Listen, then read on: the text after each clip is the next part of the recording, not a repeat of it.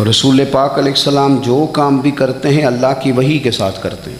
حضور کا ہر کام وحی خدا ہے، اپنی مرضی سے حضور کوئی کام نہیں کرتے۔ تو نبی پاک نے جو بھی کیا ہے وہ امت کے لیے نمونہ ہے۔ حسنین کریمین سے جو حضور کا پیار ہے، جو نبی پاک علیہ السلام کی ان کے ساتھ والہانہ محبت ہے، اعلیٰ حضرت بریلوی نے حدیث لکھی ہے، راوی حضرت عثمان غنی ہے رضی اللہ تعالیٰ عنہ۔ حضور سید عالم صلی اللہ تعالیٰ علیہ وآلہ وسلم نے نا گھر میں پیغام بھیجا، فرمایا فاطمہ سے کہو ذرا حسن حسین کو تو بھیجے۔ یہ سارا دن ہی حضور کے پاس رہتے ہیں، سارا دن ہی، لیکن وہ جو والہانہ پن ہے، جو محبت ہے، جو ان کے ساتھ محبوب کا خاص لگاؤ ہے، سیدہ سے کہو ذرا شہزادوں کو بھیجے، تھوڑی سی دیر ہو گئی آنے میں۔ اعلیٰ حضرت فرماتے ہیں یوں لگتا جیسے سیدہ فاطمہ کپڑے نہیں ماں بدلنے لگتی بچوں کے، خوشبو نہیں لگانے لگتی، تھوڑی تیاری میں دیر ہو گئی تو محبوب نے نظریں جمائی ہیں اس حجرے کی طرف جہاں سے امام حسن اور حسین نے آنا ہے۔ رحمت کے عجب ہی جھمیلے ہیں، حسنین یہاں پر کھیلے ہیں۔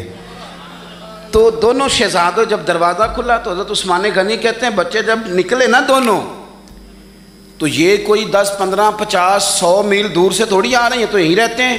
محبوب کے قرب خاص میں انہیں سایہ کرم ہر وقت نصیب ہے، لیکن نبی کریم علیہ السلام کا جو والہانہ پن ہے، جو ان کے ساتھ حضور کا رشتہ محبت ہے، جیسے ہی دونوں شہزادے آئے، حضرت عثمان غنی فرماتے ہیں محبوب نے مقدس گھٹنے زمین پہ رکھ دیے اور دونوں بازو کھول دیے۔ ایک شہزادہ اس سینے سے لگ گیا اس کندھے سے، ایک اس کندھے سے لگ گیا۔ اور پہلے بھی حضور پیار کرتے تھے، پر آج تو رخ ہی بدل گیا بات کا۔ اللہ کے پیارے حبیب علیہ السلام فرمانے لگے اے اللہ، یہ دونوں شہزادے کندھے سے لگے ہوئے، حضور فرمانے لگے اے اللہ میں ان دونوں سے محبت کرتا ہوں، تو بھی ان سے محبت فرما۔ اور کہا اے اللہ جو میرے حسن حسین سے محبت کرے تو ان سب سے محبت فرما، تو ان سب سے پیار کر جو میرے حسنین سے پیار کرے۔ اللہ کے پیارے محبوب علیہ السلام کی محبت جب حضور کو، بھائی جس چیز کی طرف محبوب نے ایک دفعہ دیکھا ہے نا، وہ غار ثور میں حضور ایک دفعہ گئے ہیں، 3 دن قیام کیا ایک دفعہ گئے، تو ہمارا تو کئی بار جانے کو دل کرتا ہے۔ جہاں حضور تھوڑی دیر قیام فرمائیں اس جگہ سے پیار ہو جاتا ہے، اور جن شہزادوں سے حضور اس والہانہ انداز میں پیار کریں، ان کی محبت، ان کا پیار ہمارے دلوں میں ہونا چاہیے، اور کچھ نہ ہمارے جذبات ہونے چاہیے، کچھ ہمارے جذبات میں والہانہ پن ہونا چاہیے ان شہزادوں کے لیے۔ آج کل نا ہمارے ہاں دور ہے تقریروں کا، پوسٹیں لگانے کا، اپنی اور ویسے بھی جو ہم لکھ رہے ہوتے ہیں، جو بول رہے ہوتے ہیں، وہ اپنے لیے نہیں ہوتا الا ماشاءاللہ، وہ تو سامنے والے کے لیے ہوتا ہے۔ وہ تو حضرت مجدد الفسانی رحمۃ اللہ علیہ کے حالات پہ ایک سیرت نگار نے لکھا ہے کہ آپ نے ایک شخص کو نا اپنے سلسلہ نقشبندیہ میں اجازت دی کہ اب آپ بھی آگے اللہ اللہ بتائیں، تربیت کریں، یہی طریقہ ہوتا تھا۔ تو ان کو خلافت دے دی، اب وہ سلسلہ طریقت میں آگے اشاعت سلسلہ کا کام کریں گے۔ کچھ عرصے کے بعد وہ خلیفہ صاحب نے حضرت شیخ کو خط لکھا تو کہنے لگے حضور آپ نے فقیر کو اجازت دی تھی، اب میں تقریر بھی کرتا ہوں، تدریس بھی کرتا ہوں، تصنیف بھی کرتا ہوں۔ تو حضرت فرمانے لگے آپ بہت اچھے کام کر رہے ہیں، رب آپ کو برکت دے، پر یہ سارا کچھ تو آپ لوگوں کی اصلاح کے لیے کر رہے ہیں، کچھ اپنے لیے بھی کرتے ہیں، رات کو تہجد میں اٹھ جاتے ہیں، کچھ اللہ کے حضور رونا نصیب ہو جاتا ہے، کچھ آپ کو درود و سلام کی کیفیات نصیب ہوتی ہیں، یہ تو جو کچھ ہے الحمدللہ بہت اچھا ہے، قابل تعریف ہے، پر یہ تو آپ خدمت دین کا کام کر رہے ہیں نا لوگوں کی، آپ اپنے لیے کیا کر رہے ہیں؟ یہ بھی تو مقام غور ہے۔ بہت ساری چیزیں آج ایسی ہیں جو تقریروں میں تحریروں میں، لیکن ہمارے پرانے بزرگ جو تھے ان کا رنگ اور تھا، ان کا انداز والہانہ تھا، والہانہ۔ میں نے کئی دفعہ سنائی ہے بات، پھر سناتا ہوں۔ بڑی عید پہ نا میرے والد صاحب چاول لائے، غریب گھر تھا تو ثابت چاول اور بہترین چاول کم ملتے تھے، تو جو زیادہ اچھے چاول تھے اماں جی نے ایک دفعہ پکائے تو وہ بڑے اچھے لگے، تو سب نے تعریف کری کہ یہ چاول بڑے اچھے ہیں۔ تو تھوڑے دنوں کے بعد چاول پکے تو وہ والے نہیں تھے، تو ابا جی کہنے لگے والدہ سے کہ وہ چاول کتنے نہیں، یہ نویں پکا لینے آج۔ تو اماں جی فرمانے لگیں کہ چاول بڑے سونے تھے، پیارے تھے، میں نے رکھ دیے ہیں، 10 محرم کو امام حسین کی نیاز پکائیں گے۔ ہمارا نا آپ نے ناراض نہیں ہونا، محفل میلاد کی ہو یا 10 محرم کی ہوتے نہیں جاؤ گے ناراض؟ محفل کے منتظمین اگر مجھ سے بگڑ نہ جائے تو بات کر دوں، کم مشکوک ہو گیا، رہن دئیے کوئی اور ہی کر لئیے، کر دیں جی۔ محفل شریف کی جو لنگر ہے اس کو کہتے ہیں یہ تبرک ہے، ایسے ہی ہے، ہوتا بھی ہے، وہ تبرک ہوتا ہے نا جی۔ تو جو شاپر میں چاول تبرک صاحب ہیں وہ نعت خواں بھی کھا لے گا، کوئی مسئلہ نہیں، اس کے لیے مرغن غذا کی کیوں اہتمام کیا ہے، اس کو تبرک نہیں گزرتا الگ سے، پیر صاحب کو نہیں گزرتا، ان کے الگ سے نہیں گزرتا یہ تبرک۔ وہ خدا کے بندو، غریب کو تو لوگ اب تو تگڑے بندے افطاریاں بھی سیاسی کراتے ہیں، وہ تو دعوتوں میں بھی تگڑوں کو بلاتے ہیں۔ یہ محفل میلاد تھی، محرم کی محفل تھی، 11ویں کی محفل تھی، جس میں ماڑے ماڑے لوگ آتے تھے، تم نے اس میں بھی غریبوں کا شاپر والا چاول بنا دیا اور امیروں کے لیے لنگر مہمان خصوصی کے لیے تم نے الگ سے بنا دیا۔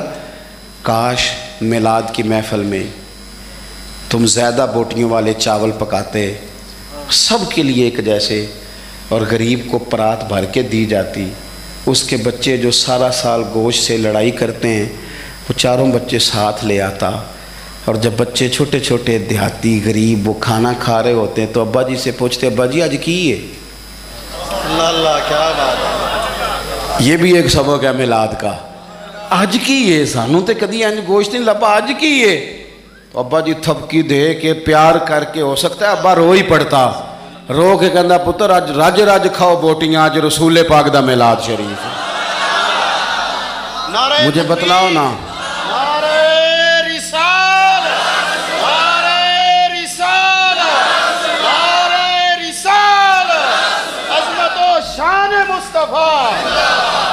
دیکھو نا، میں آپ بڑا اہتمام کیا آپ نے، آپ بڑے پیارے لوگ ہیں، پر میری ڈیوٹی لگائی ہے نا آج آپ نے سمجھانے کی۔ دیکھو بچے کے ولیمے پر جس ترتیب سے محنت کر کے ہم لنگر کا بندوبست کرتے ہیں، ڈھونڈ کے نائی، ڈھونڈ کے کسائی، ڈھونڈ کے، امام حسین کے نیاز پہ بھی اسی طرح ہی کرتے ہو، میلاد پہ بھی اسی طرح ہی کرتے ہو، یہی کام کرتے ہو۔ ایک مثال اور دیتا ہوں، میں نے اپنے ماں باپ سے سیکھا یہ ادب، اور وہ پڑھے لکھے نہیں تھے، سادہ تھے۔ میری اماں جی مجھے کہتی محرم والے دن کہ جا مینوں نا ٹھوٹیاں لے آ دے، میں کھیر ونڈنی ہے۔ ٹھوٹیاں دا پتہ جے؟ چلو شکر ہے تسی کافی بندے پینڈو نکل آئے ہو، ورنہ تو لوگ مانتے نہیں کیسی پینڈو ہاں۔ ٹھوٹیاں لا دو، تو مینوں ذرا سائیکل تے جانا پیندا سی 2-3 کلومیٹر، تو میں کہتا اماں جی میں پوچھے استاداں نوں، ختم پرات وچ بھی ہو جاتا ہے، آپ دلا لیں ہو جاتا ہے، پلیٹوں میں بھی مطلب کوئی مسئلہ نہیں۔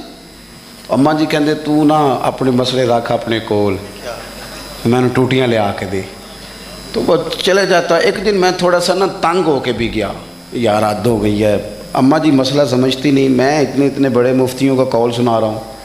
امام اعظم ابو حنیفہ کی والدہ، امام صاحب کے ایک شاگرد تھے، وہ واعظ تھے، بڑی زبردست تقریر کرتے تھے۔ امام صاحب کی ماں کہتی جاؤ مجھے اس سے مسئلہ پوچھ کے بتاؤ، تو امام صاحب کہتے اماں مجھ سے مسئلہ پوچھ لے، تو ماں کہتی تو بچہ ہے، ماں کے لیے تو بچہ ہی تھے نا، وہ اس سے مسئلہ پوچھیں۔ تو حضرت امام صاحب اپنی والدہ کا وہ استفتاء سمجھیں لے کے اس شاگرد کے پاس جاتے، مسئلہ کہتا استاد جی مجھے تو نہیں نا مسئلے آتے، آپ بتائیں۔ تو امام صاحب کہتے میری اماں تیرے نام پہ مطمئن ہوتی ہے، یہ احترام دیکھو۔ فرماتے اچھا میں تجھے اس سوال کا جواب بتاتا ہوں، پھر تو مجھے بتا، اور پھر میں اپنی اماں کو جا کے بتاؤں گا، تاکہ میری بوڑھی ماں سادی طبیعت ہے وہ ذرا اطمینان میں آ جائے گی۔ وہ میری اماں جی مجھے کہنے لگی ٹھوٹیاں تے لے آنیاں ہی پینیاں نے، میں چلا گیا لے کے آیا، لا کے میں نے پیش کر دی۔ تو میں نا اس دن تھوڑا سا میں نے پوچھا گھبرا کے، میں کہ اماں جی مثلا ٹھوٹیاں دی ایڈی لوڑ کا دیے، بغیر ٹھوٹیاں تو نہیں امام حسین دے نام دی کھیر ونڈی جاندی، ضرورت کی ہے؟ تو اماں جی کو پتہ تھا تھوڑا غصے میں گیا ہے، پسینے میں شرابور واپس آیا ہے، تو ان کا لہجہ وہ ہو گیا جو ماں کا پھر سمجھانے کا لہجہ ہوتا ہے۔ مجھے تھپکی دی، 10 روپے بھی اضافی دیے خرچے کے، اور ساتھ کہنے لگی پتر ویکھے نا حضور دی اولاد دے نام تے کسے نو کھیر دینی، پھر انہوں آکھنا ساڈا پانڈا دے کے جا۔ نبی پاک دی اولاد دے نام تے جو دے چھڑیا سو دے چھڑیا، ختم ہو گئی بات، ختم ہو گیا۔ اب اسے کہنا برتن دے کے جا، اس لیے پلیٹیں بھی جائیں یہ حضور کی اولاد کے نام کا لنگر۔ تیری نسل پاک میں ہے بچہ بچہ نور کا، تو ہے عین نور، تیرا سب گھرانہ نور کا۔ تو ایک تو ان سے والہانہ پن۔ پانچویں اور آخری بات، اپنے بزرگوں کے صرف دن نہیں منانے، دین صرف منانے نہیں آیا دنیا میں، دین تو اپنانے کے لیے آیا ہے۔ ہم نے نیرے دن نہیں منانے، نیرا اپنا سند ہی مضبوط نہیں کرنی، احترام بھی کرنا ہے حد درجے، لیکن جو ان کی سوچ ہے، جو ان کی فکر ہے، جو ان کا مزاج ہے۔ دو باتیں حضرت عمر فاروق رضی اللہ تعالیٰ عنہ میں اور امام حسین میں ایک جیسی ہیں، کامن ہے۔ ایک تو ان دونوں کا مصلی سے پیار، 100 رکعت نماز نفل پڑھتے تھے حضرت سیدنا امام حسن اور حسین فرضوں کے علاوہ۔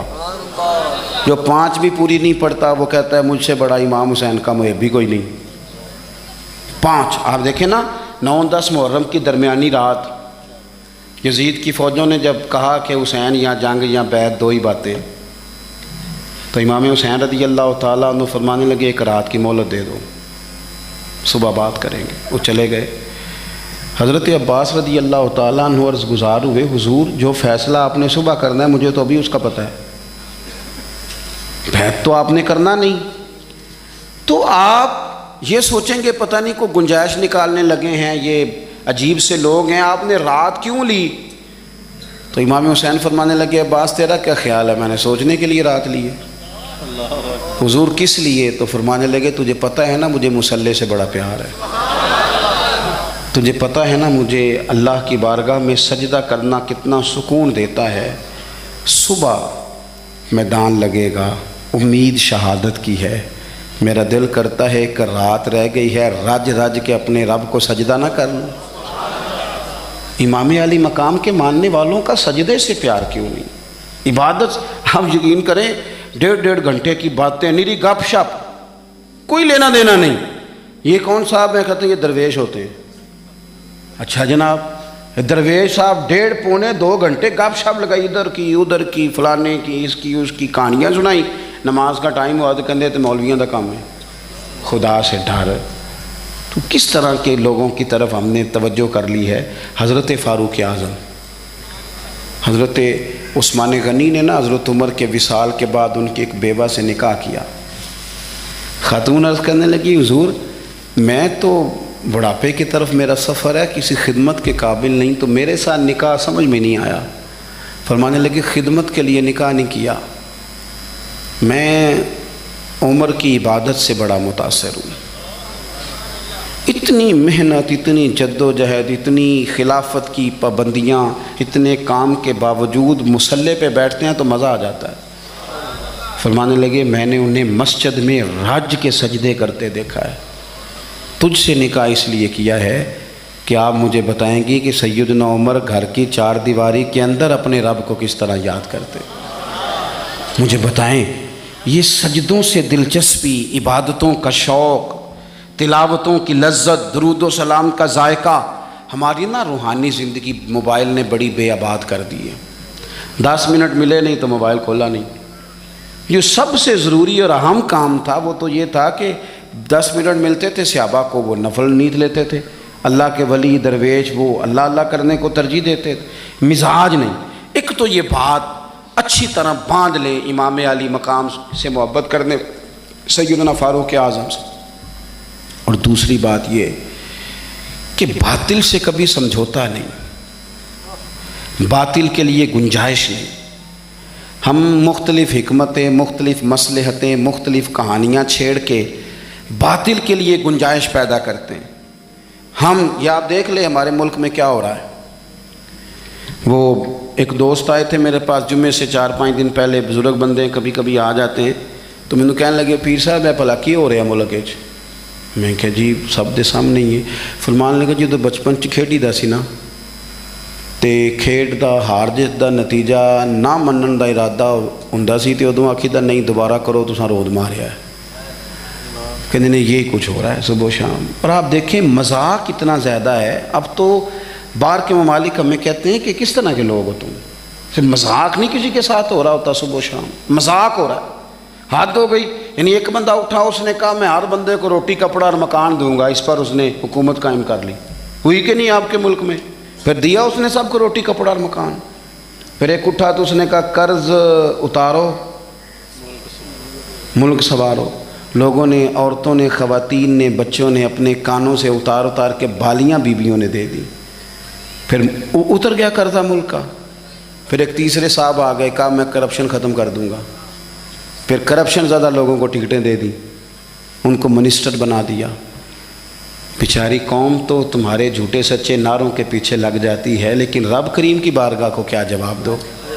میرے پاس آپ یقین کریں لوگ آتے ہیں ہمارے پاس نا، خانقاہوں، آستانوں، مساجد میں لوگ نیک آدمی سمجھ کے آ جاتے ہیں دعا کرانے، وہ پھر اپنا دکھ بھی سنا کے جاتے ہیں، لوگوں کی تکلیفیں سنی نہیں جاتی۔ یہ جتنے سیاسی تبصرے ہیں یہ اسی والے کمروں کے ہیں، امیر پیروں کا، وزیروں کا، تگڑے لوگوں کا، عوام سے گیپ زیادہ ہو گیا ہے، عام آدمی کی دکھ نہیں سمجھ پا رہے ہم لوگ، غربت کی سطح سے نیچے زندگی گزار رہے ہیں۔ یار حد ہو گئی نا کہ ہم اس ملک میں رہتے ہیں جس میں ڈھیروں لوگ ایسے ہیں جنہیں صاف پانی نہیں ملتا پینے کا، صاف پانی، کچھ نہیں صاف پانی مل جائے۔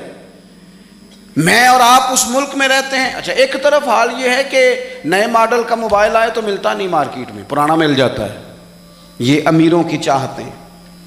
گاڑی 3، 4، 5 لاکھ روپیہ زیادہ دے کے بک کرا لیں گے، چاہیے مجھے ذرا 2 مہینے پہلے۔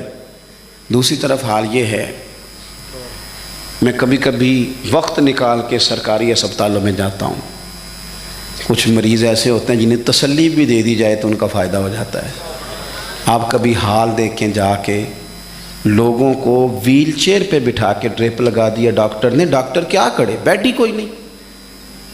اس طرح بھی کبھی ہوتا ہے، کوئی والی وارث نہیں قوم کا، یعنی جن لوگوں کو بیمار ہوں تو لیٹنے کو جگہ نہ ملے، اس قوم کے لوگ جھنڈے لگائیں اور وزیروں کے نعرے لگائیں، اور جناب اور جتنا پیسہ تم الیکشن پہ لگاتے ہو نا، اس کے کتنے کتنے بڑے اسپتال بن جاتے، لیکن مزاج نہیں، طبیعت نہیں۔ حضرت امام حسن میں، سیدنا عمر فاروق میں یہ بات کامن تھی کہ باطل کے ساتھ کبھی صلح، یہ ہم نے غلط لوگوں کو سپورٹ کر کر کے باطل کو عروج دیا ہے، کبھی صلح نہیں۔ انہوں نے کہا جو باطل ہوتا ہے وہ بہرحال باطل ہوتا ہے، یزید اگر باطل ہے تو بڑی حکمتیں تھیں امام حسین کے سامنے، بڑا کچھ ہو سکتا تھا، چلو باہر نکلتے ہیں ذرا لوگ کٹے، ہمیں بھی لوگ کہتے ہیں آپ سیاسی بات نہ کیا کریں، وہ بعض لوگ مختلف جماعتوں کے آئے بیٹھے ہوتے ہیں تو فلان ہو جاتا ہے، تو میں نے کہا کیا ہو جائے گا، کیا بات کرتے ہیں آپ، کیا حیثیت ہے ہماری، نہیں کوئی ہم سے دلچسپی لیتا تو نہ لے، ہماری جو ڈیوٹی ہے وہ اذان بھی پوری نہ پڑھے، وہ بھی دیکھ کر پڑھے کہ فلانا بندہ ناراض نہ ہو جائے، جس کی طبیعت میں جو آتا ہے وہ کرے۔ سانو تخت زارے دی لوڑ کیے نالے کی لگے شہر بمبول دے نال، اسی تے اپنی بال کے سیکنے اور سانو کی لگے کسی اور دے نال، کروں مدح اہل دول رضا، اور پڑھے نا اس بلا میں میری بلا، میں تو گدا ہوں اپنے کریم کا، میرا دین کوئی پارا انا نہیں۔ یہ کیا بات ہوئی کہ آپ سچی بات ہی نہ کریں، آپ غور کریں میں کیا عرض کر رہا ہوں۔ غریب لوٹتے رہیں اور آپ کہیں کہ جناب وہ فلانا بندہ کہے گا میں سیاسی جماعت کا تھا، آپ نے بات کر دی، ہو جو جس جماعت کا ہوتا ہے، لیکن حق بہرحال حق ہی ہوتا ہے۔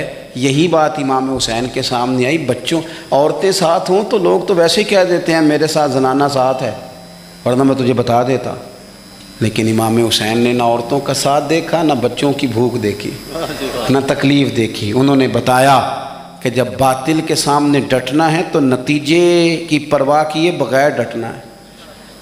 جو لوگ کام کرنے والے ہوتے ہیں وہ رزلٹ نہیں دیکھتے کیا نکلے گا، رزلٹ تو یہ نکلا کہ امام حسین شہید ہو گئے، اور پھر 3-4 سال یزید حکومت بھی کر گیا، لیکن قیامت تک کے لیے اس کا نام ذلت کا باعث بن گیا۔ اور انسان کو بیدار تو ہو لینے دو. ہر شخص پکارے گا ہمارے ہیں حسین. اب بیدار تو ہو لے. امام حسین کا نام سند بن گیا ہے باطنی سے لڑنے کی. تو مہربانی کریں, ہو سکتا ہے آپ اکیلے ہوں پورے گھر میں, لیکن آپ ڈٹنا سیکھیں, سچ کہنا سیکھیں, بات صحیح کرنی سیکھیں, کام پہ نہیں, ڈرے نہیں. کوئی جب اللہ تعالیٰ ساتھ ہو پھر کوئی بندہ کسی کا کیا بگاڑ سکتا ہے. سچ پر کھڑے ہونا سیکھیں, سچ پر. اللہ کے بندوں کا پیار اپنے دل میں بٹھائیں. اگر یہ حکومتیں یہ سارا کچھ درست ہو جائے تو آپ یقین کریں قوم آسودگی میں آ جائے. جتنے بھی اہل فضیلت ہیں, آپ کے والدین ہیں, آپ ان کا ادب کریں گے تو معاشرے میں سکون پیدا ہوگا, اور اگر آپ بے ادبی کریں گے تو فساد پیدا ہوگا. آپ اپنے اساتذہ کے لیے جذبات اچھے رکھیں گے تو آپ محسوس, ابھی ذکر ہو رہا تھا نا حضرت قاری شاکر نوری صاحب کا, تو بیان کرنے والے استاد کہہ رہے تھے بڑے سارے حفاظ کے استاد ہیں. دیکھو استاد کا احترام ہوگا تو سوسائٹی میں سکون پیدا ہوتا ہے, اور اگر کوئی شاگرد ہلکی سی بھی, چونکہ وہ اہل فضل ہے نا استاد بڑے, ہلکی سی بھی بے ادبی کرتا ہے تو تکلیف ہوتی ہے. استاد صاحب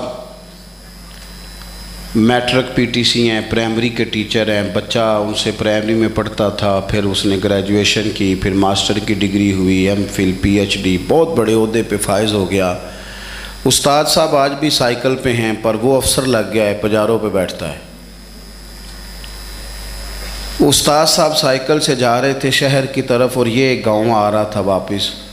اچانک اس کی نظر پڑ گئی کہ میرے استاد صاحب جا رہے ہیں, تو اس نے پجارو سائیڈ پہ لگائی, نیچے اتر کے کہا کہ استاد جی سائیکل لڑکا پہنچا دے گا, آپ میرے ساتھ بیٹھے نا گاڑی پہ, میں گھر چھوڑ کے آتا ہوں.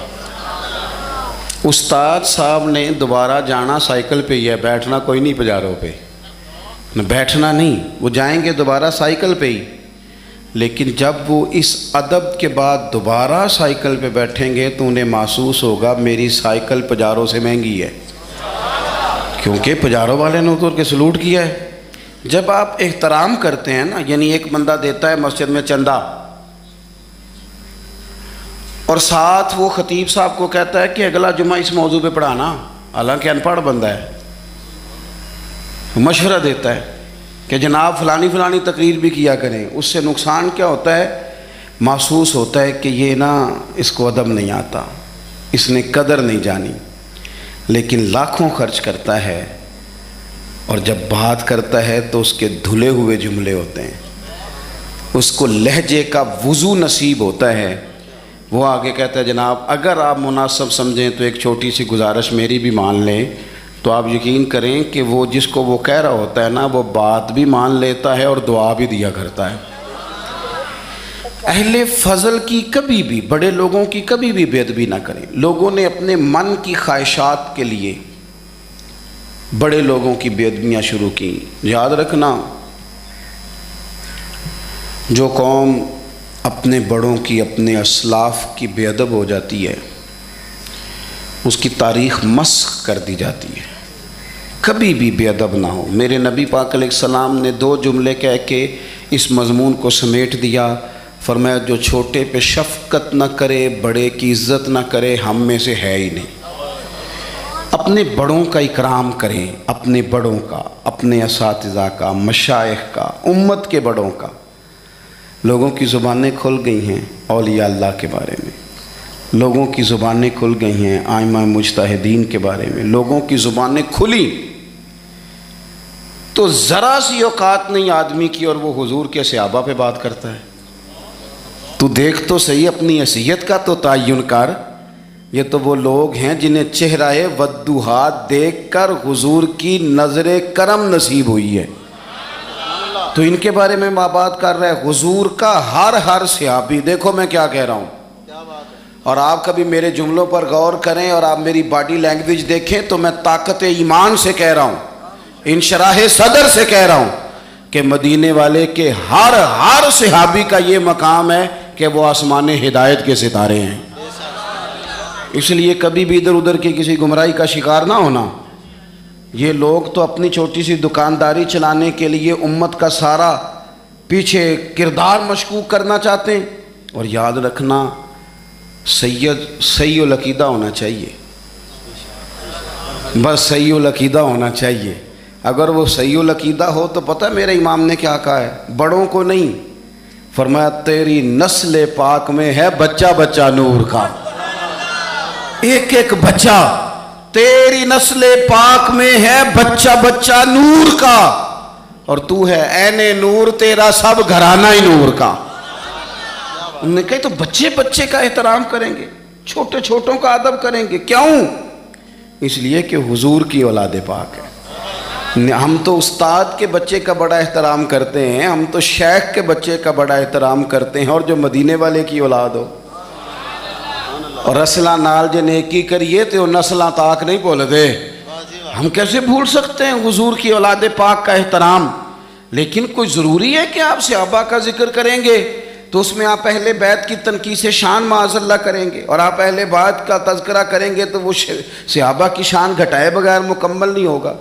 ایسی ناپاک جسارتوں سے امت کے اندر تکلیف بڑھتی ہے، آزمائش آتی ہے، اور پھر نئی نئی تحقیق کی ضرورت کیا ہے؟ تحقیق وہ ٹھیک نہیں جو داتا علی اجمیری نے کی ہے، جو خواجہ اجمیر نے کی ہے، جو امام ربانی نے کی ہے، جو امام محمد رضا فاضل بریلوی نے کی ہے۔ ادھر ادھر جانے کی کیا ضرورت؟ اس لیے پہلے تو اہل، اور دوسری بات، جتنے بھی اہل فضل تھے نا، وہ کئی دفعہ نا ابا جی اور چاچا جی کی لڑائی ہو رہی ہو نا، ابا اور چاچا کی، تو بیٹا چھلانگ لگا کے بیچ میں لڑائی میں اپنے ابا کی حمایت میں آ بھی جائے نا، چاچے کی مخالفت کرے، ابے کی حمایت میں بات کرے، تو والد صاحب فٹک پتہ کیا کہتے ہیں؟ کہتے پتر تو چپ کرے، ساڈا پراواں پراواں دا مسئلہ ہے، تو اپنے قد کاٹھ میں رہ، تو اپنی حیثیت میں رہ، تو چھوٹا ہے، تیرے والا مسئلہ۔ تو آپ بڑوں کی باتوں میں بولتے ہیں، بڑوں کی باتوں میں بولنے والے لوگ سیانے نہیں ہوتے، وہ تو بچپنے کا اظہار کرتے ہیں کبھی بھی۔ اور پھر ہم نے ان سے تربیت لینی تھی کہ ہم نے ان پر بحث کرنی تھی؟ کبھی آپ نے دیکھا ہے کہ ٹیچر آئے پڑھانے کے لیے کالج میں تو بچے اسے کہیں اپنی ڈگری دکھاؤ، تو وہ کہتا تو دفعہ ہو نا کلاس سے، ڈگریاں بڑے دیکھا کرتے ہیں چھوٹے نہیں دیکھا کرتے، ڈگری پرنسپل صاحب کو دکھاؤں گا، تیری حیثیت ہے تو میری ڈگری دیکھے، تو اپنی اوقات میں رہ۔ اس لیے پہلے تو، اور پھر قرآن مجید کی جو آیت میں نے تلاوت کی نا، اسی مضمون کو اللہ نے وہاں بیان کیا، فرمایا والسابقون السابقون، وہ جو پہلے پہلے حضور کے پاس آ گئے، فرمایا وہ سبقت لینے والے سبقت لے ہی گئے۔ تو مالک اگر وہ پہلے آئے تھے تو پھر انہیں کچھ ملا بھی؟ اگر ان لوگوں نے پہل کی تھی، وہ سابقون الاولون تھے، تو ملا کیا؟ فرمایا والسابقون السابقون، سبقت لینے والے سبقت لے گئے، اولئک المقربون، یہی تو رب کی بارگاہ کے مقرب لوگ ہیں۔ یہ پہلے آئے ہی اس لیے تھے کہ انہیں قربت دی جانی تھی، یہ مقربین ہیں۔ کبھی حضرت علامہ اسماعیل حقی نے لکھا ہے، بڑی سونی بات، بڑی خوبصورت بات، آپ جب کسی کو عزت دے رہے ہوتے ہیں تو اس کا مطلب یہ ہوتا ہے کہ آپ کے پاس عزت ہے۔ کیا بات ہے۔ اور جب آپ کسی کو عزت نہیں دیتے تو اس کا مطلب یہ ہوتا ہے کہ آپ کے اپنے پاس کوئی نہیں، کیونکہ مجھ سے کسی نے کہا 2-4 ہزار دو تو میرے پاس ہوگا تو میں دوں گا نا، اور اگر میں نہیں، میرے پاس ہے نہیں تو دینا کہاں سے ہے؟ علامہ اسماعیل حقی رحمۃ اللہ نے لکھا ہے کہ نبی پاک علیہ السلام تشریف فرما ہیں، حضور کے صحابہ کی ایک جماعت بارگاہ میں بیٹھی ہے، حضرت صدیق اکبر بھی حضور کے بالکل قریب بیٹھے ہیں، وہ آج بھی حضور کے قریب ہی ہیں، قریب بیٹھے، تو اچانک نا محفل میں حضرت مولا علی شیر خدا تشریف لے آئے، باقی صحابہ بھی اٹھنا چاہ رہے تھے، کوشش ہو رہی تھی، لیکن پتہ ہے سب سے پہلے جگہ کم تھی، کو بندہ ذرا سرکتا یا جگہ بناتا تو جگہ بننا تھی، باقی بھی اٹھنا چاہ رہے تھے، لیکن سب سے پہلے حضرت صدیق اکبر اٹھے، حضرت مولا علی کا بازو پکڑ کے تھام کے حضور کے قریب بٹھایا، خود ذرا تھوڑے سے پیچھے ہو کے بیٹھ گئے۔ اب بولا نہیں کوئی، وہاں لوگ کم باتیں کرتے تھے، وہاں لوگ بولا ہے پائے نظر ہوش میں آ یعقوب نبی ہے، آنکھوں سے بھی چلنا یہاں بے ادبی ہے، لباں تے موراں لگیاں بولن دی جاچ بھول گئی، اوتھے زبانہ تائیں کھولن دی جاج بھول گئی تے جا کے مدینے اتھرو میرے سوال بن گئے. حضور کی بارگاہ میں وہاں کو بندہ بات کرے اللہ نے پہنچایا سرکار کے قدموں میں, صد شکر میں پھر آیا سرکار کے قدموں میں, کچھ لمحے سلامی کو ٹھہرا ہوں مواجہ پر, پھر مجھ کو ادب لایا, پھر مجھ کو ادب لایا سرکار کے قدموں میں. تو حضرت کسی نے گفتگو نہیں کی, حضرت صدیق اکبر نے بازو تھاما اور لا کر کے نا حضرت مولا علی کو حضور کے قریب بٹھایا اور خود سائیڈ پہ جا کے بیٹھ گئے, کوئی بولا نہیں, بات نہیں کی. تب ہم تو باتیں زیادہ کرتے ہیں نا, جا کے سائیڈ پہ بیٹھ گئے. اور کسی نے کیا تبصرہ کرنا تھا, نہ کسی کی جرت تھی, نہ کوئی کرنا چاہتا تھا, نہ کر سکتا تھا. تھوڑی دیر خاموشی رہی, پھر میرے کریم بولے اور حضور بول کے فرمانے لگے دیکھا تم نے ابو بکر نے کیا کیا ہے. اور پھر حضور فرمانے لگے عزت والا ہی کسی کی عزت کو پہچان سکتا ہے, فضل والے ہی اہل فضل کو پہچانا کرتے ہیں. میں ذمہ داری سے کہتا ہوں کہ مولا علی کی شان کو اگر سمجھ سکتے ہیں تو ابو بکر صدیق سمجھ سکتے ہیں, اور حضرت صدیق اکبر کا مقام اگر کوئی جان سکتا ہے تو مولا علی ہی جان سکتے ہیں. سادات کرام سروں کا تاج ہوتے ہیں, بعض سادات کی بات بڑی یاد رہ جاتی ہے. میں نے ڈائریکٹ تو نہیں سنا, میں نے اپنے بزرگوں سے سنا. خطیب الاسلام حضرت پیر سید فیض الحسن شاہ صاحب اہل و معار شریف والے, حضرت شاہ صاحب نے زیارت کی ہوگی تو ہم نے جی بار بار کی فرما رہے ہیں. تو شاہ صاحب سید تھے, بہت بڑا خاندان تھا, ان کے دادا کو چراغ ہند کہا جاتا تھا. حضرت پیر چندن شاہ بڑے لوگوں میں سے تھے, اکابرین میں سے. سلسلہ نقشبندیہ سے ان کا سلسلہ طریقت تھا, چورا شریف سے. تو بڑی باتیں سمجھا کے اس موضوع پر بڑی باتیں کر کے ایک بزرگ فرمانے لگے, ایک تقریر میں انہوں نے بات کی تو میں کئی راتیں روتا رہا کہ یار اس طرح بھی ہوتا ہے. کہتے ہیں وہ تقریر کرتے کرتے کرتے کرتے کرتے کرتے بولے, اور ان کا انداز تھا, لہجہ تھا, روب تھا, دبدبا تھا, تنتنا تھا.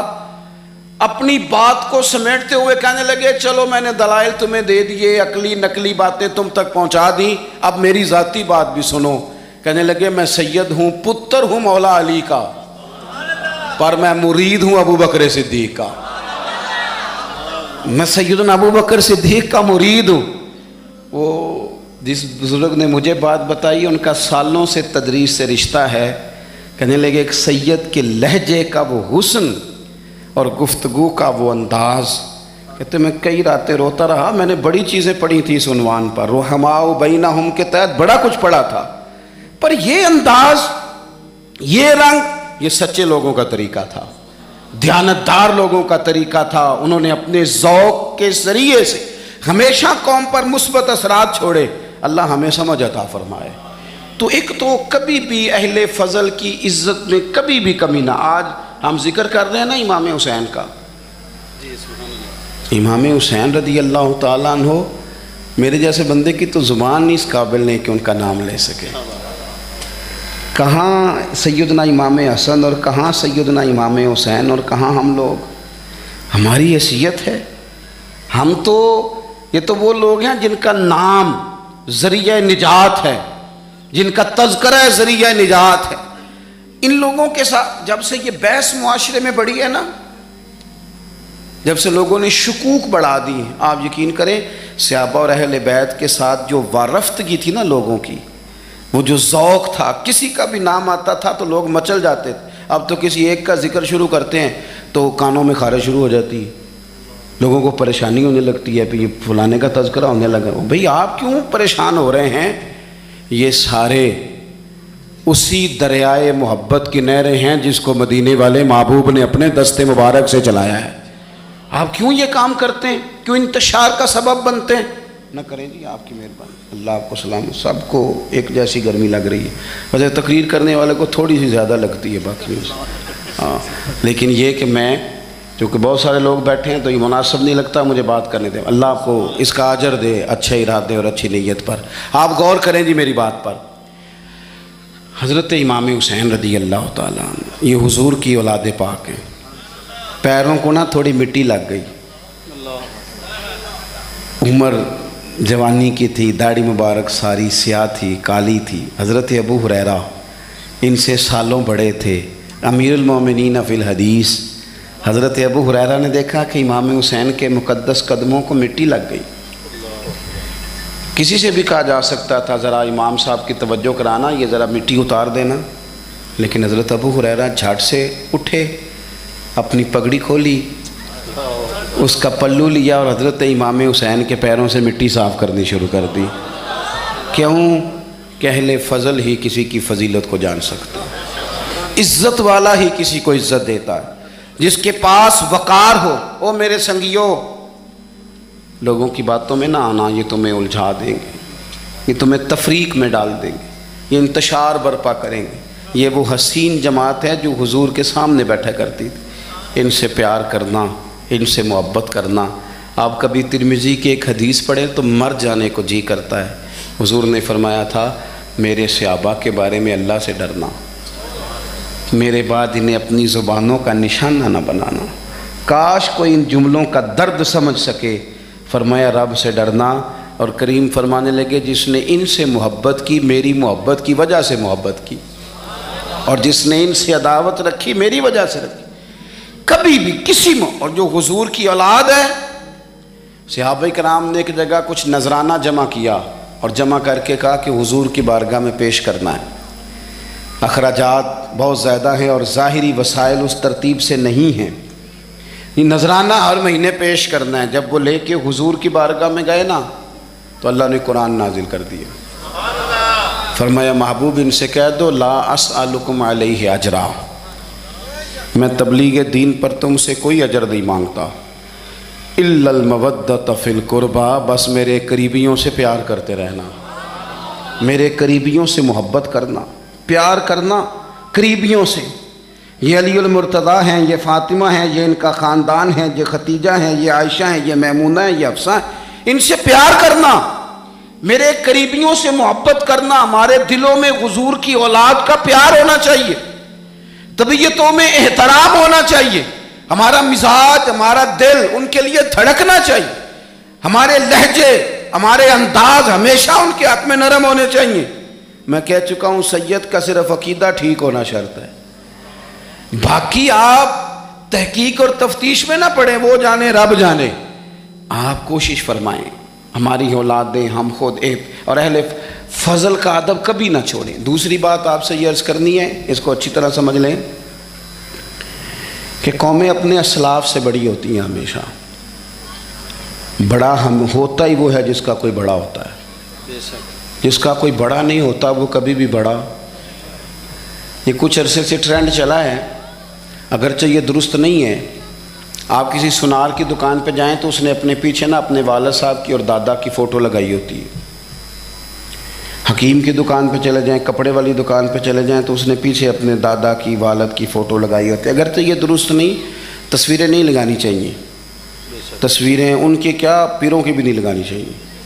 जहाँ तस्वीर होती है वहाँ नमाज कैसे पढ़ी जाएगी? फरिश्ता रहमत का नहीं आएगा। ये तो अब एक ज़रूरत बन गई। तो अब ज़रूरत क्या, अब तो खैर नफसियाती मसला बन गया हमारा, ये नफसियाती मसला है। यानी सलाम बाद में, फ़ोटो पहले, यानी सियाने सियाने लोग।